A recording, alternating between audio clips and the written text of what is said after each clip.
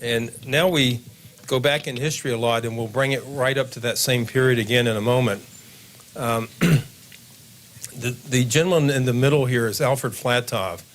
He was a three-time gold medal winner in the Olympics in 1896 in gymnastics.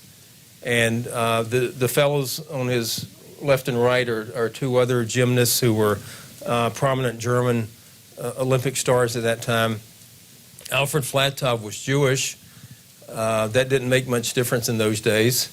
And he went on to become a top figure in German athletics in terms of promoting gymnastics and writing theory about it from a scientific basis. And he became quite a prominent individual.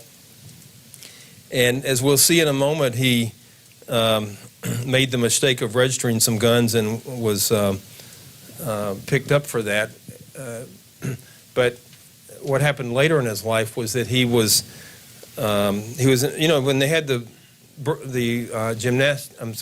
Olympics in Berlin in 1936, all the former Olympic champions were invited to that as special guests, but Alfred Flatov, the Jewish guy, would not attend because by that point there was so much repression against Jews. He didn't want to dignify the regime because Jews were being severely attacked at that time, but then Hitler called it off so they could kind of clean up their act for the Olympics and make a good show to the world.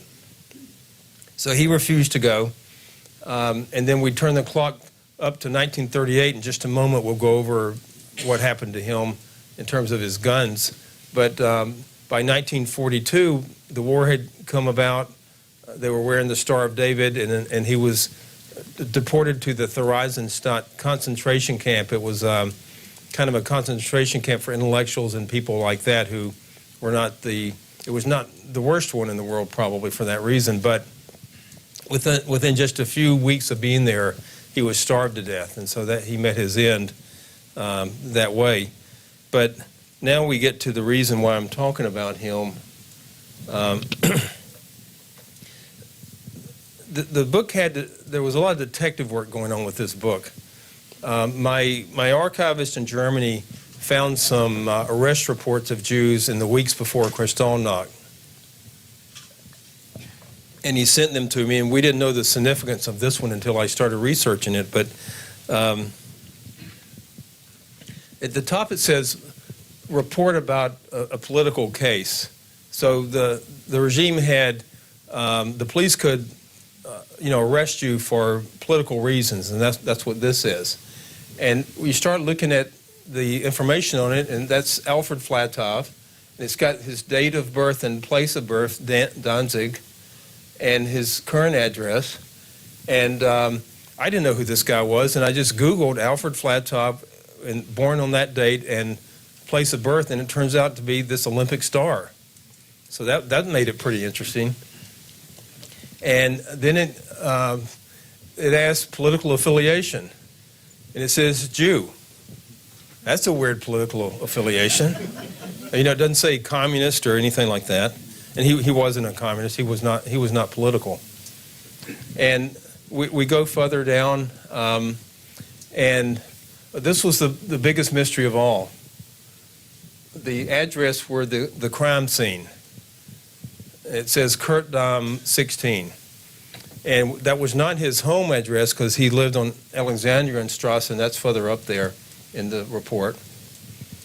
And finally, my researcher went through some telephone books from that period, and this Kurtdam 16 turned out to be the police station. So the crime scene is the police station. That sounds kind of weird. Yeah. And we'll put two and two some more together in a few minutes, and we'll see what was really going on there. And it has that what was seized: one dagger, 31 knuckle dusters, and I don't know what. Okay, heavy hands. He had a bicycle shop and he sold stuff. And in those days also, there was a lot of street fighting going on. And if you wanted to protect yourself and you didn't have a gun, you might want like a knuckle duster. But it's very bizarre.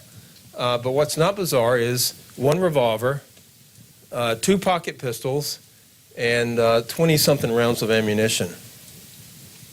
And so that was confiscated from him.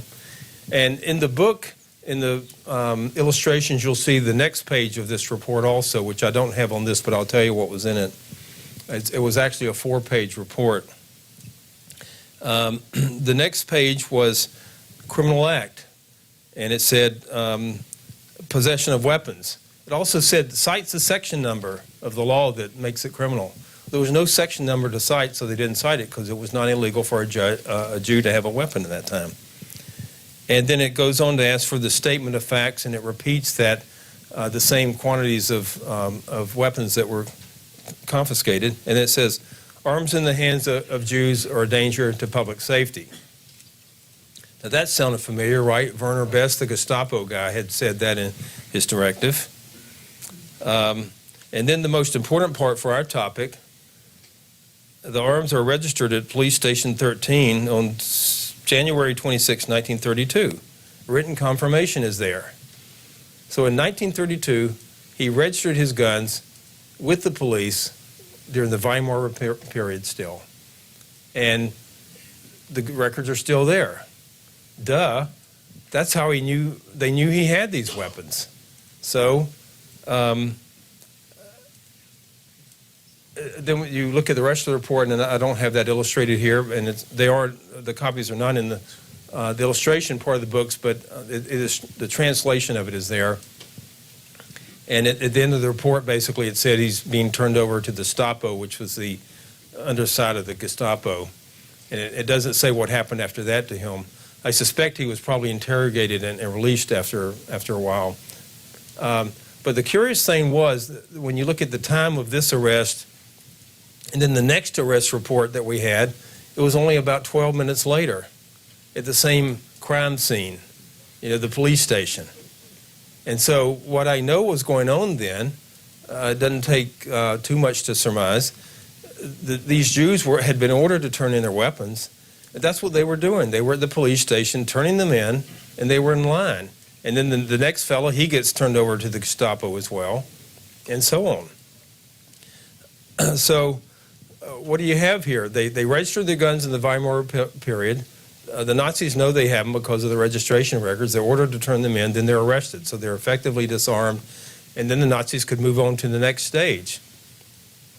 So the next stage was Kristallnacht. But what it shows you is that it suggests Kristallnacht, not just suggests, but I think proves Kristallnacht was planned by the Nazis. They were getting ready for it. They were disarming the German Jews, and this would make it really easy for them to carry out and make sure there was no resistance. Now, this individual was Hans Reichmann, and he was head of the Jüdische Zentralverein, or the Jewish Central Association in Germany, and that was the umbrella group for all Jewish organizations. And he was an attorney, and him and his associates had to try their best to represent the Jewish community in that country under the worst of conditions. And when the order came down, it came down nationwide in Germany that the Jews turn in their weapons, because he was apparently in Munich, and either him or his associate went to see the Munich police chief about this, turning in the weapons. And what was repeated to him was, Jews are a danger to public safety. Jews with guns are a danger to public safety. And he records in his autobiography that he had bought a new Browning gun, which he doesn't tell what kind, and he had to turn it in. So he was particularly, personally disturbed about, I just bought this Browning. And it's like, now I got these idiots. So he would be arrested and thrown into the Sachsenhausen concentration camp at the time of Kristallnacht. And fortunately, he escaped with his wife, who was a famous historian, to England and then to the United States.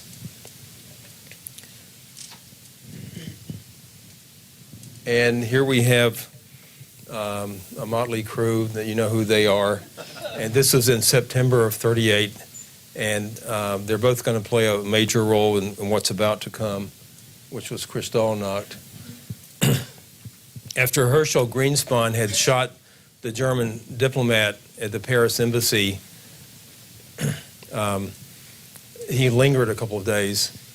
The regime, or the party, was having its annual Burgerbraukeller event in Munich, where the old comrades from the 1923 beer hall putsch would get together and give toast to their fallen comrades, except for Hitler. He wouldn't drink. Or Mr. Vegetarian, he hated hunting and the shooting sport.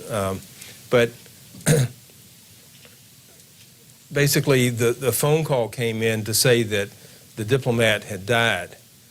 And so Hitler and Goebbels have some conversations, and basically Hitler says, let's let the SA have a fling. And so Goebbels orchestrates basically Kristallnacht. And so orders went around to all authorities, police-type authorities in Germany, basically saying the SA is in charge of this, the police are not to intervene, firefighters are not to intervene unless the fire might spread from like a Jewish synagogue to a non-Jewish facility. And then the brown shirts, starting that night and going through the next day and night, basically go on this horrible rampage throughout Germany. And what we have here is when it was like the morning after the first actions against Jews, Himmler, the head of the SS, the head of the German police, issues this proclamation. And what it says is, Waffenbesitz für Juden verboten. It's illegal for Jews to have weapons. And you see the Reichsfuhrer SS, the SS symbol, Himmler, issues this decree in Munich, November 10. According to the Nuremberg laws, Jewish is verboten for them to have weapons, and any violators will be put in concentration camps, and they'll be subject to 20 years incarceration. So had the war not come, you could imagine you could have been a Jew with a weapon, failed to surrender it. This is 1938. You could be there till 1958. So it's quite phenomenal, the threat of punishment there. So that was decreed at that time, and what was actually going on at that time was this, where you have attacks on Jewish homes, invariably justified by saying that we're searching for weapons. I've got a whole chapter where people who lived in those days either wrote books or were interviewed and whatnot, and they said when the brown shirts would come, they would ask, where are the weapons? They asked that at synagogues. They asked it at orphanages. Like, why would we have weapons here? But they also asked it at places where they did have weapons. Rusty revolvers. Jewish men had played a major role in the German army in World War I. Many had been officers, so they had their revolvers still because they were allowed to keep them after the war. There's numerous accounts of Jewish gun owners having to either turn in their guns, getting arrested, or trying to get rid of them to friendly police officers or throwing them in the river or things like that. So that takes place. You also have familiar scenes like, that's why they called it the Night of the Broken Glass.